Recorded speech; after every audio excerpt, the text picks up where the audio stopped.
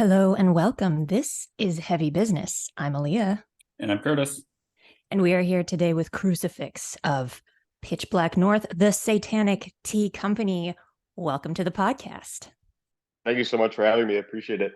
Yeah, thank you for coming on. I'm excited to talk about tea. So let's get started by maybe having you introduce your company and how you got started dealing in these illicit beverages.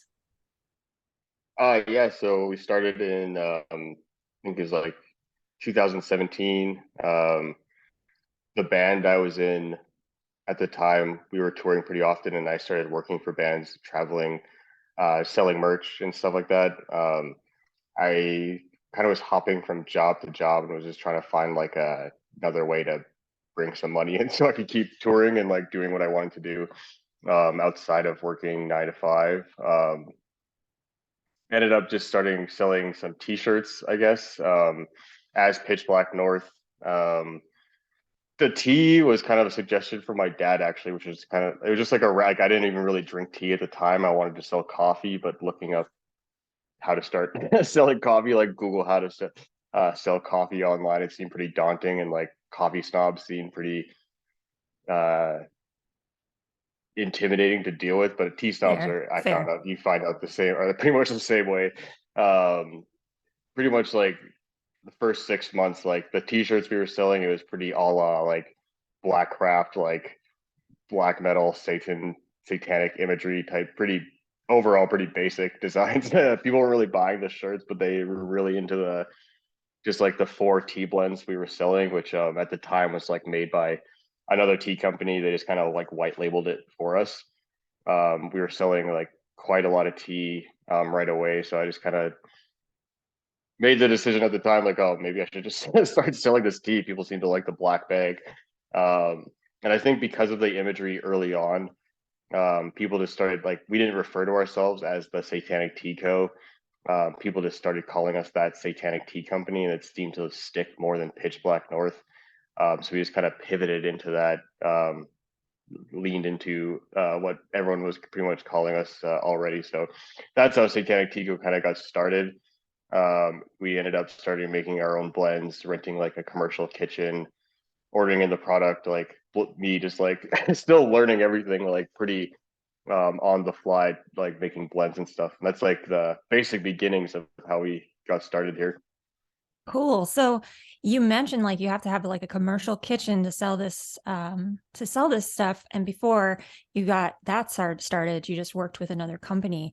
Can you go into like some of the logistics behind that, why it's necessary for that to be a part of the process? No, totally. Like tea is a food product, so like you need to have, there's like lots of like regulations in Alberta, Canada.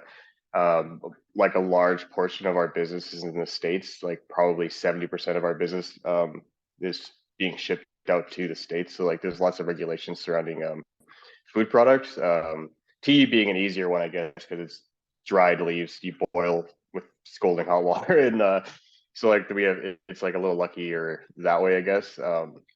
Yeah, so like before, like when I first started, I would just like order bags of tea from this company out in Ontario. They would just ship me the bags. I'd store it in my apartment and then ship, and then quickly you learn like their rules um right off the bat. So you, Mm-hmm. as you like get into the tea community, I guess more just like learning and like Googling, lots of Googling, like will I get in trouble for this?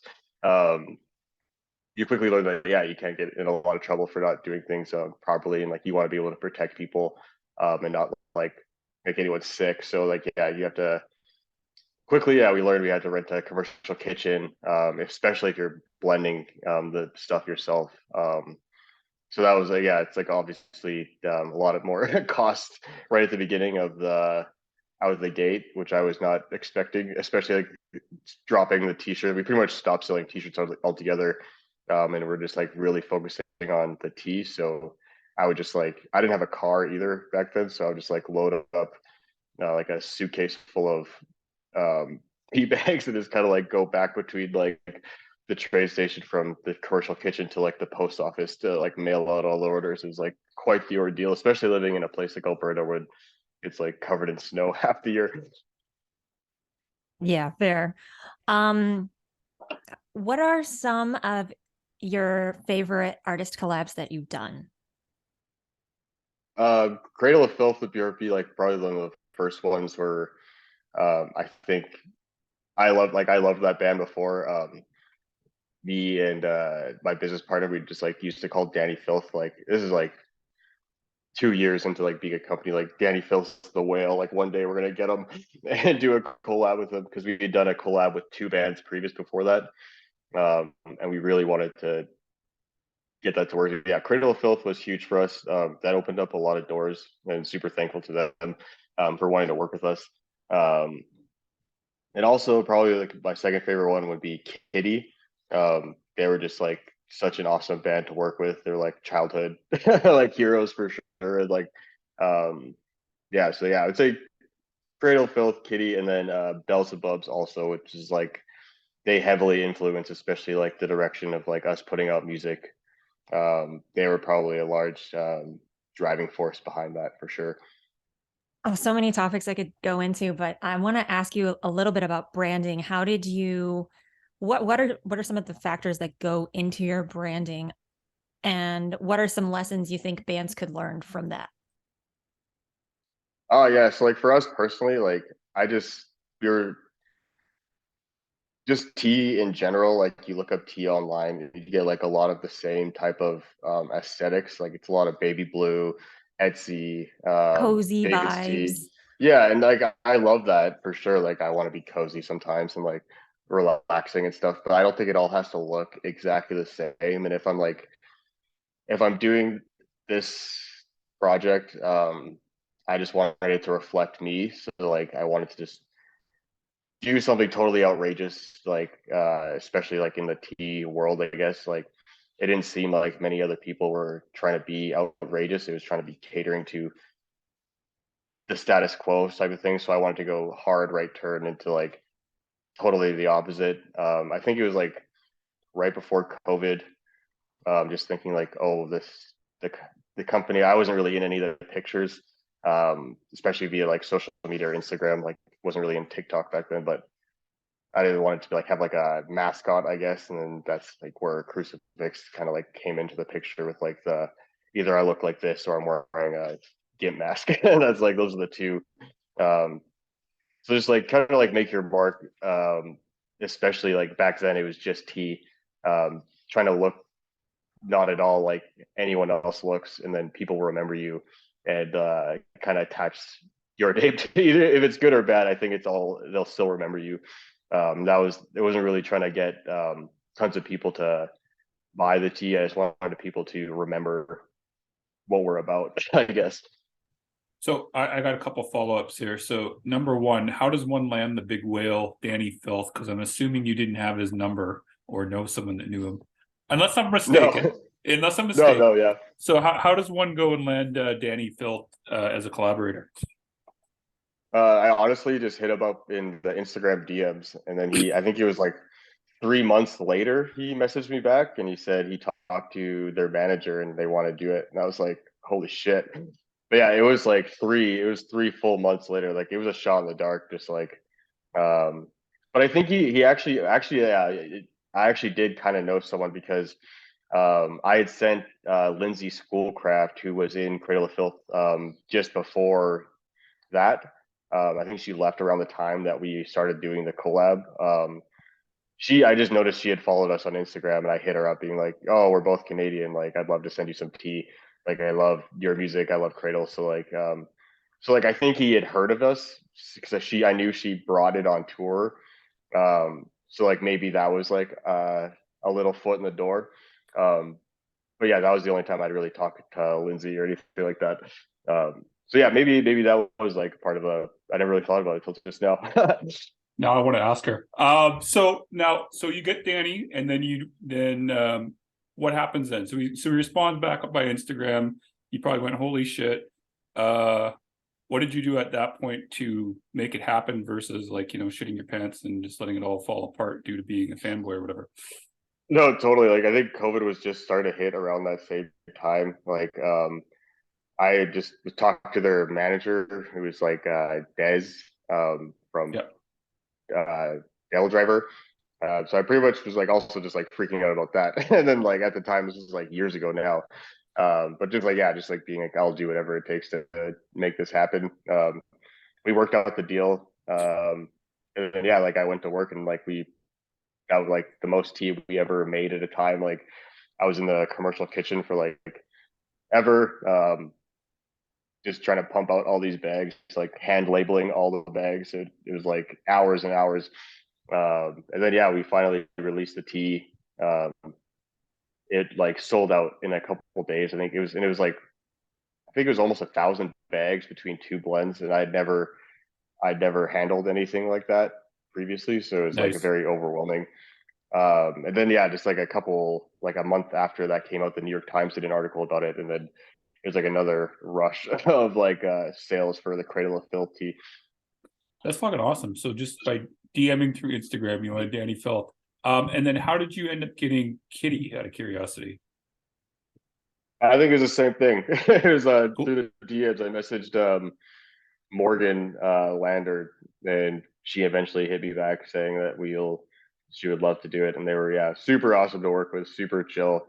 And that honestly, like we've only done one round. We're gonna do another round of tea with them hopefully soon. But the kitty tea actually sold faster than the Cradle of Filth tea, like initially, which was That's like I was like shocked how fast that went. that's interesting. So I guess the secret is to hit up the Canadian bands, and then in the DMs you can get whatever you want. Yeah. I think that was it for my follow-up on that, Aaliyah, if you want to continue. The way you pass the conversation back to me always throws me off. I gotta be smoother, I guess. I don't know. Yeah, it's all good. Um, I was gonna ask. So I assume that bands sometimes reach out to you trying to collab, wanting to do collabs with you, or do you usually just reach out to other bands that you want to collab with? How does it usually come about that you're doing these? It's definitely like at this point, it's a mix of both. Like either I'll reach out to a band, or I'll reach out to their merch manager or their manager, and then I have people's merch managers or bands themselves reach out to me. So I think it's like a pretty big mix of all of the above at this point. Right now, like yeah, it's really hard. It takes some bands are like super quick, like they know exactly what they want, or they don't care at all. Like they want to do the product, they don't care how it looks. They don't care what is in the tea. They just want to like work with us and put out a cool product at the end of the day. So it's cool to have that trust. But some bands, I don't want to say difficult, but it's just like they're very specific on exactly how they want it to look, how they want it to taste. So especially with working with bands in the States and living in Canada, it's a lot of back and forth, mailing samples, and that can take like up to a year. I think like even the Cradle of Filth one, I don't think we put that from initially getting the approval from the Cradle of Filth team to actually putting out. It was like over a year of back and forth and like getting the blends just right, so everyone was happy with the product at the end of the day.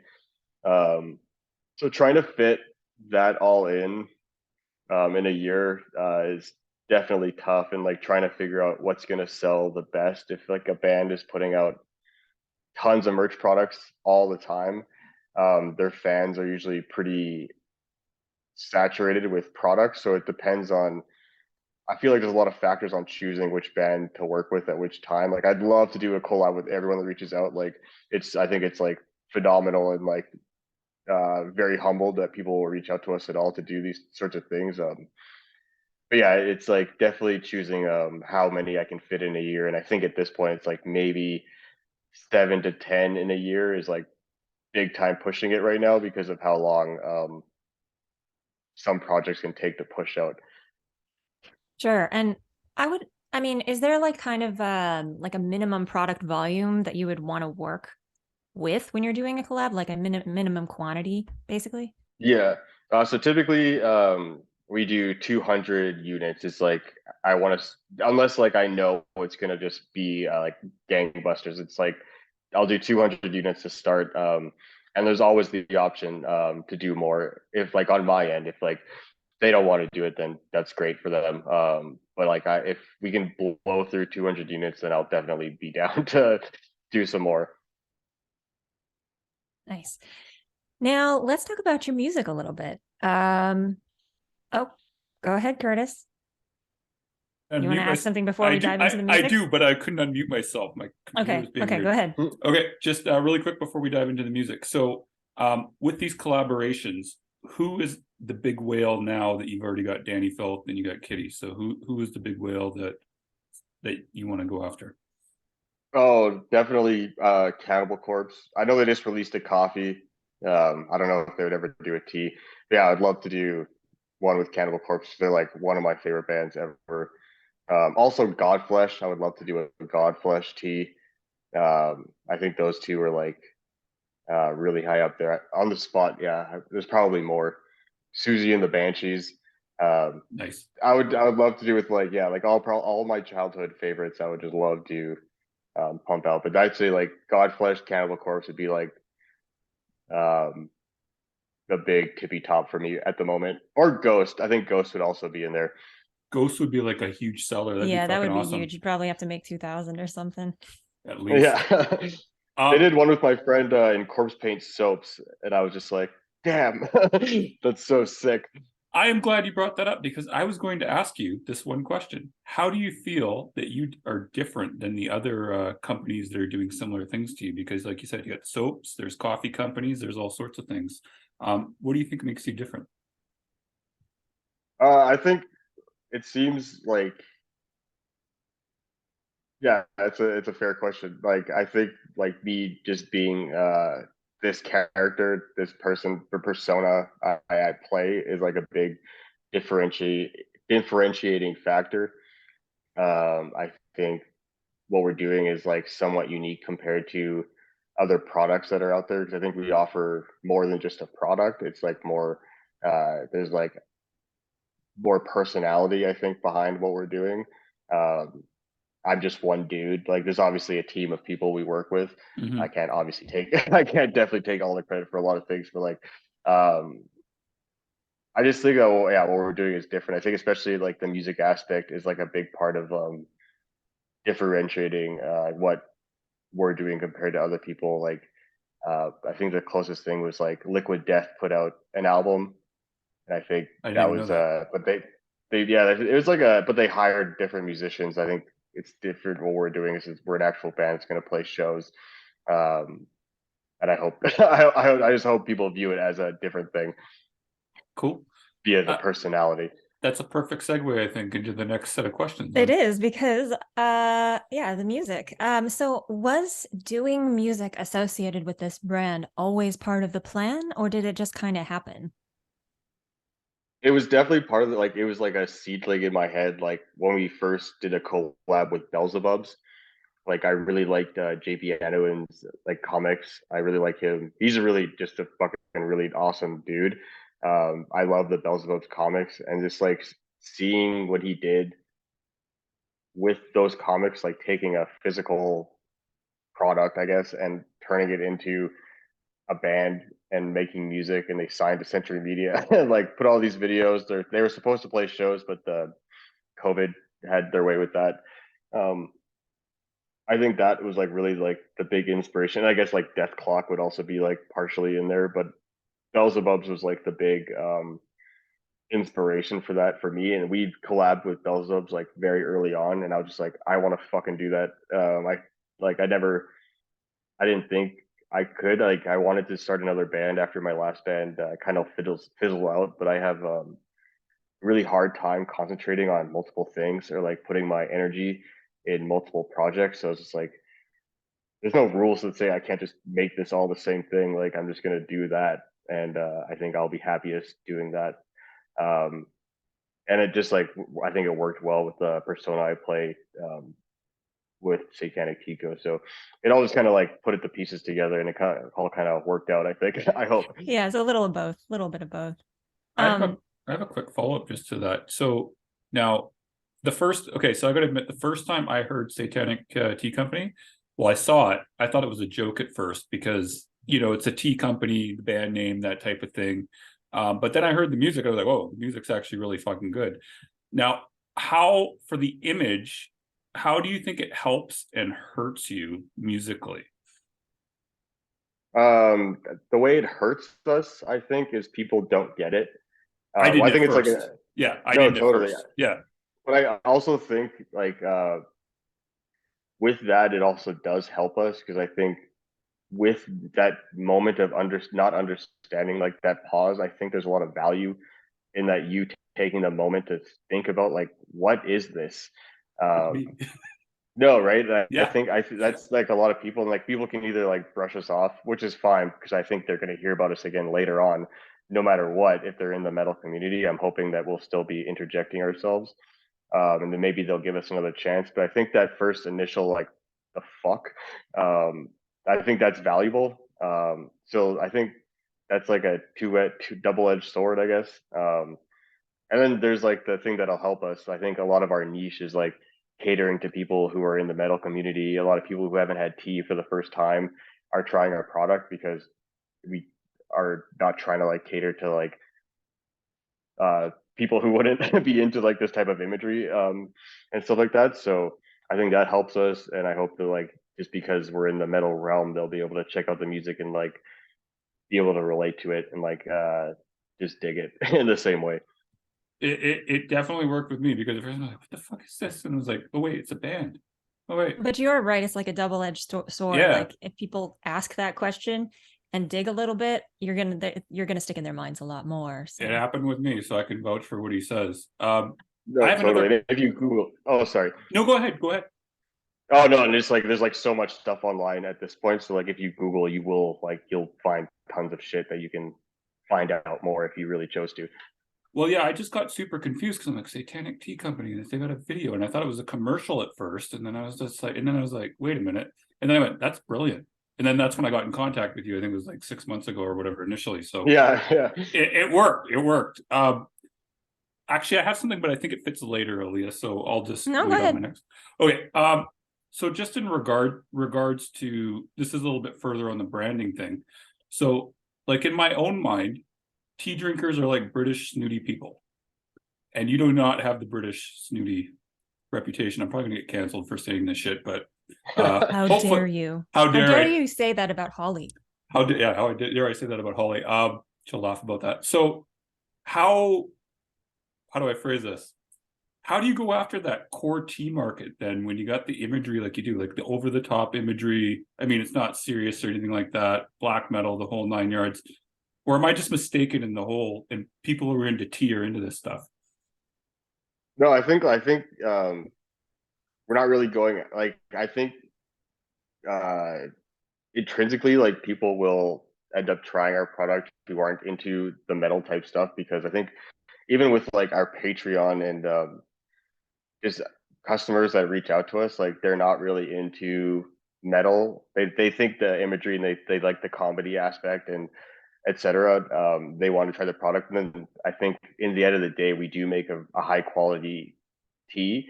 It is like herbal teas, so like um, if you try the product, I think you're more likely than not you're gonna like the product whether you like metal or not.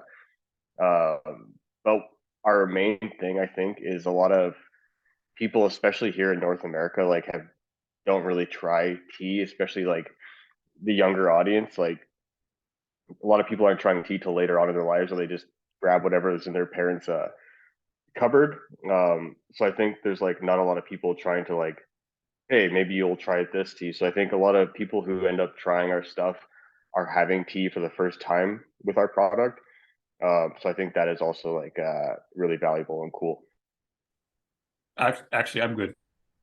Okay, and I mean that's a nice. You're kind of spoiling them straight out of the gate with some good tea. Um, Yeah. Actually, can I ask you a little bit about? I was listening to you talking on another podcast, and you mentioned how your throat of Lucifer tea is actually better for you than like the traditional throat coat. Can you explain a little bit about that one in particular? Oh yeah, like to me, especially like I used to use throat coat from like ages like 18 to 20, my early mid 20s. And a lot of the throat coat is, it kind of like gives you false confidence in your voice. It kind of numbs your vocal cords. So when you're pushing out and using your voice a lot with the throat coat, you can actually over time do a little bit more damage because of the products that are kind of numbing the pain, and you'll just keep pushing it forward. Whereas like a peppermint lavender tea, like Throat of Lucifer, doesn't really numb it; it just soothes it a little bit and anti-inflames. Um, it gives you like a more realistic view, I guess, like of how you're using your throat afterwards. Whereas like I think using throat coat long term can cause more long term damage if you're like constantly pushing it and depending on if you always need throat coat. Yeah, that's really interesting. I picked some up as a vocalist, and I think everyone listening should too. Um, you mentioned that the quality of your teas is really high. How did you get into that world and get confident enough to build tea blends that are high quality? So yeah, for this I owe like um a new, like I guess like short story, like a new coffee shop opened up down the street from my apartment in downtown Calgary called I Love You Coffee Shop. It was like a block away from me, so like I was just kind of starting out at this time, reaching out to like cafes and shit. I walked there, just gave them like a welcome package. I was even trying to get my stuff sold there. I was just like, welcome to the neighborhood. Like it was like, it's called I Love You Coffee Shop. It's all pink and like Japanese-esque Oh, style. I just thought it was really cool and like cute and shit. So like I wanted to like, it was, I don't know. I just thought it was like a nice thing to do. And then another tea company reached out to me and said, uh you they saw us as Satanic Tea Co. They're called Sargessa Teas. They're another really great company here in Calgary. And I had she messed the owner Alexandra messaged me. It's like I know I had to message the person who beat me for this contract that was called Satanic Tea Co. Like I have to meet you. So like I met with her, and this is like I was still predominantly buying my tea at the time from another the company in Ontario. Like they were like pretty much blending everything for me. I was white labeling. Um, so I met with her. It turns out we're both Trinidadian, so it was like a really small world in that sense. And she, yeah, Alexandra is like super, like she was already doing all of this, like sourcing stuff, like um, small farms in Canada, like communes, like in the Middle East, like to get spices and shit. Like I wasn't really concerned about any of this stuff, and she was like a big part of my education in that sense, and like fair trade, and like, oh, you don't know, like some tea farm workers are treated really badly. I was like, oh shit, I did not know any of this. Like I never really thought about it. So I like pretty much the whole aspect of the quality of our ingredients and like where they're sourced, like pretty much 100% to Alexandra and Sargessa Teas, because I don't think like without her, like it would, maybe now I'd be like looking more into it, but like at the time, like it was not on my radar at all. And she like she put it directly in my way to like, you should think about all these things. And I was like, damn, you're right. And at the end of the day, you get a better product. You can feel good about drinking because like being more conscious about the stuff you consume. It's like when you get to the nitty gritty, like there's some pretty people are working in some pretty fucked up working conditions. So it's like nice to be able to like push a product out. It might be more expensive, but like at the end of the day, like you're getting high quality product that people weren't like making pennies to get you that herbs and tea leaves. I wanted to quickly ask, how did you end up getting in the New York Times out of curiosity? Our someone who followed us on Instagram, Kim Kelly, she's a great writer. She mostly covers like labor and union stuff in the States. She's super awesome. She just reached out to us, and after we released the Cradle of Filth stuff, she said she just wanted to write a story about us, and I was like, you do whatever. Like I'm down. Like we had never really been in any publication before, Nice. so I was like, anyone who wants to give us attention, like I'm totally down with you doing whatever. Like I can't pay you, but you do whatever. Then I guess she pitched it to a number of places, and the New York Times were the first one to reply. So that's pretty much. And then damn. it got pumped Interesting. out, and that it I did, changed a lot of shit for us. I did not realize it was Kim that did that. That makes sense now. Cool. You know Kim Kelly? When she used to be a publicist years ago. Oh yeah, she worked for Metal Sucks or something, I think, maybe. Yeah, or Metal Cycle, a lot of different places. Yep. Yeah, she's awesome. She's fucking awesome. So just one more follow-up just on your branding / marketing before we get back into the music for a second here. So now I kind of touched on this earlier, but just to get back to the subject again. So as a musical entity, how do you get attention with a name like Satanic Tea Company? Because again, there's like, the fuck is this type thing, I would think, going through people's heads, like if they see it on Spotify, or like if you land on a big Spotify playlist, you know what I'm saying? Like, how does this work? Wait, repeat the question. I'm probably being a very little bit vague. So okay, so like as the musical entity versus like the company, how do you kind of get people to listen to you, even though it's like, you know, it's called Satanic Tea Company? Because most people, they see that name, again, they're going to think like tea company. They're not going to really necessarily think music, right? So how does this work to get people to actually listen to you as a musical entity? Yeah, it is like it has something that has created its own certain like set of obstacles for us, I I'm think. sure. But like just like anything else, I think there's like a million different odd band names that people hear, but then True. as soon as they know that it's like a band, because I think there's the side of it now, whereas we get comments on our social media platforms where people are like, "Oh, I didn't even realize these guys made actual tea." So like people see us as a band first, as opposed to Yeah. a tea company.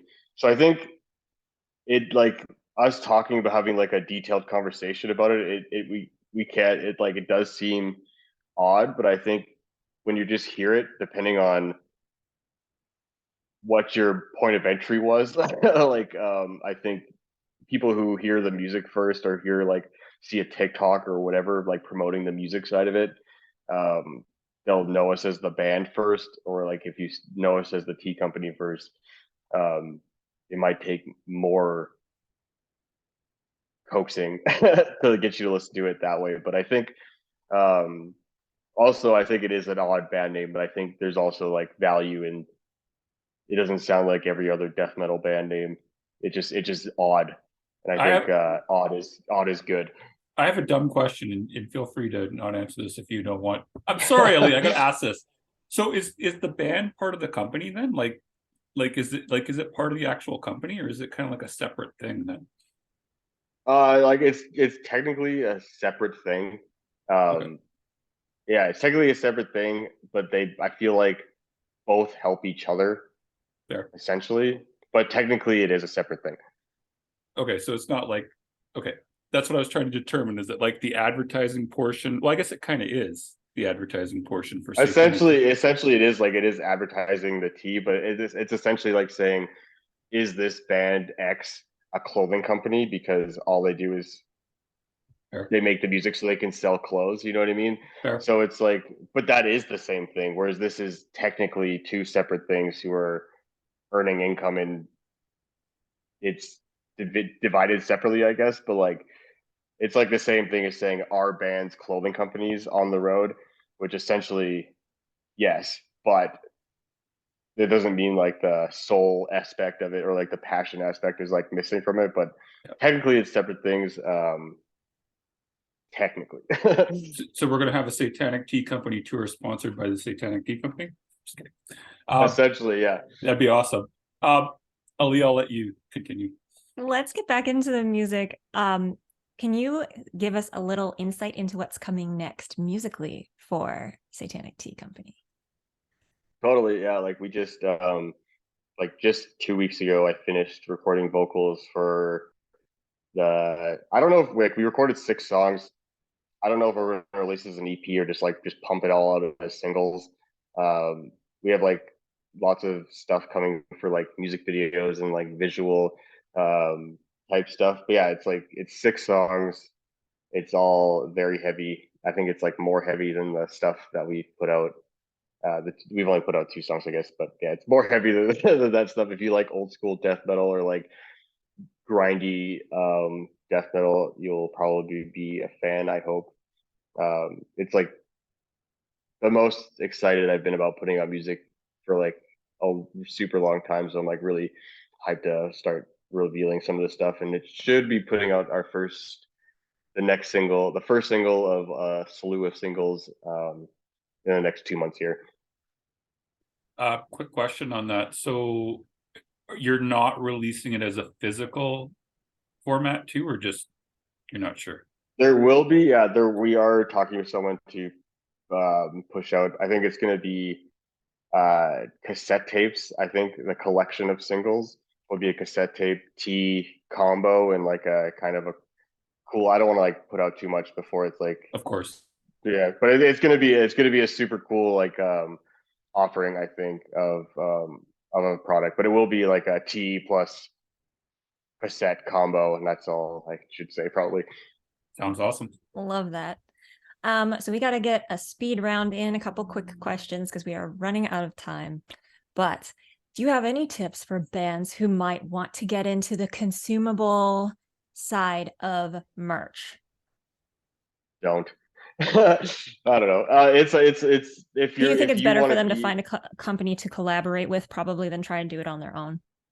like, unless they want to do exactly what I'm doing and like be like, it's with consumables, it's tough because of the regulations in hand. Like there's gotta be a lot of groundwork. So if like you want to be a coffee company or a tea company, like for sure, then do it. Like you should do it. Like but yeah, like you have to find a suitable place, which is another direct like huge cost on the bottom line, I guess. But finding like just maybe white labeling, but then someone else is taking a piece of the pie, I guess. Depending, that's like what a lot of collabs are doing, anyways, Right.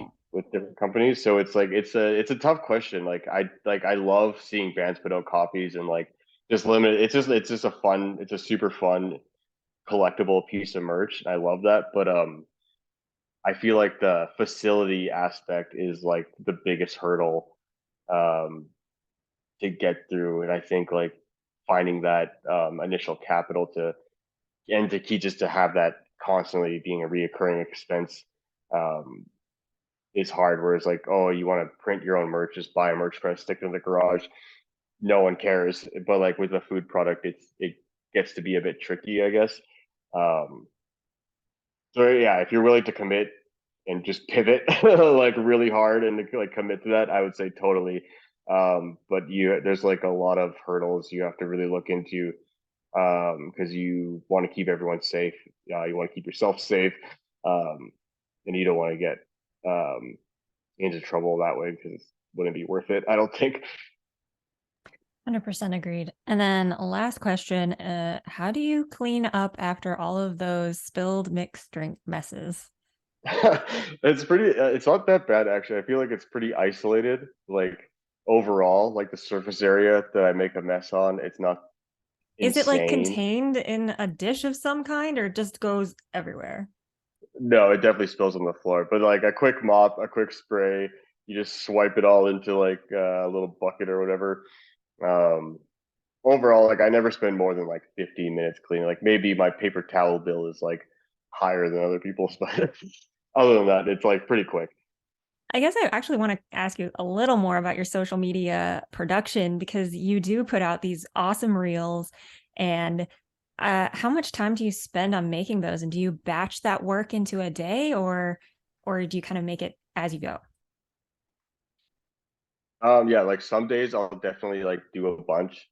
But like I work apart from like doing this, I do a full-time job on top of all this. So like it's been pretty tricky like trying to find the time. So like sometimes it's like day to day.